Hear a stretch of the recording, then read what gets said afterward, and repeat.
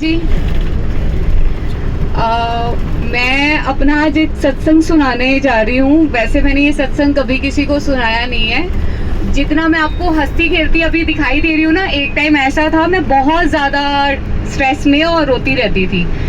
मेरे ना फादर को कैंसर डिटेक्ट हो गया था अगस्त में। तो मैं अपनी फैमिली से बहुत ज़्यादा प्यार करती हूँ। तो मैं उस टाइम पे ना ये हो गया था कि बस कुछ भी करके मेरे पापा ना बच जाए। तो मतलब कि मैं किसी से शेयर नहीं करती थी, बट जब मेरे हस्बैंड ऑफिस चले जाते थे या कहीं पे ना, तो मैंने बस मंदिर के आगे रो ही जाना। तो कि बस किसी तरह से कुछ भी एक चमत्कार कर दो और उनको ठीक कर दो। तो उसके बाद ये था कि पापा का कैंसर हम लोगों ने मतलब कि सर्जरी उनकी करवा दी। और सर्जरी करवाने के बाद वो 10 दिन मैंने घर पे गणपति जी रखे, मैं हर साल रखती हूँ। तो उसके बाद जब उनका विसर्जन का टाइम आया ना, तो मैं बस यही पापा से रिक्वेस्ट कर रही थी उनकी रिपोर्ट नॉर्मल आ जाए, क्यूरेबल हो जाए। क्योंकि सर्जरी के बाद भी एक टेस्ट होता है जिसके बाद रिपोर्ट आती है। तो वो रिपोर्ट आने के बाद वो क्यूरेबल हो गया। बट मैं ना एक ज्योतिषी के चक्कर में वो हो गई थी। तो मैंने उनसे पूछा कि मेरे फादर की, तो उन्होंने मेरी उस टाइम पे मतलब कि पापा और की कुंडलियां तो नहीं बनी हुई थी, तो उन्होंने मेरी कुंडली देख के ही बोल दिया कि कविता नहीं, तेरे फादर को तो खतरा है, मतलब कि बहुत ही कम चांसेस है कि वो बचेंगे, फेब तक की उनके पास टाइम है। तो मैं दिसंबर में मतलब कि ये तो हो गया कि उनका कैंसर ठीक हो गया, बट एक वो दिमाग में डर रह गया कि फेब तक मेरे फादर को खतरा है। तो मैं ना वैसे ही बहुत स्ट्रेस में जाने लगी कि मेरे पापा को कुछ हो ना जाए। तो मैं ना एक दिन वैसे ही बस कहीं से होप नहीं मिल रही थी, खुश नहीं होती थी। तो मैं बड़े मंदिर कह रही हूँ, सॉरी, वहाँ पे सत्संग में चली गई।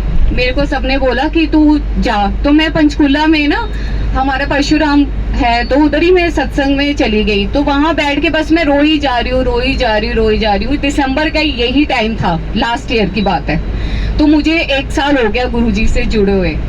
तो वहां पे जाके मैं रोती रहती। उसके बाद आती थी, चलो थोड़ा सा रिलैक्स हुआ, फिर चुपचाप आके फिर मैंने अगले दिन चले जाना। जब तक ये कह लो कि फरवरी नहीं ना गई, तब तक मेरी सांस में सांस नहीं आई।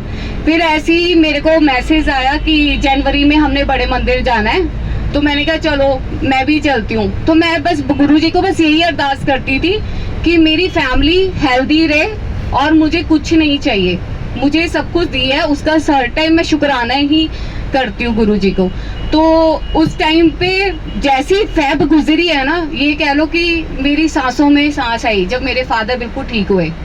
ये चीज ना मैं अपनी मदर से शेयर कर सकती थी, ना किसी से शेयर कर सकती थी। तो वो चीज अंदर ही अंदर ना मुझे गिल्ट होता रहता था कि हाँ यार मैं क्या करूं, मेरे फादर को कुछ हो ना जाए। तो जैसी फैब गई तब मेरी सांसों में सांस आई और मैंने गुरुजी का शुक्राना किया।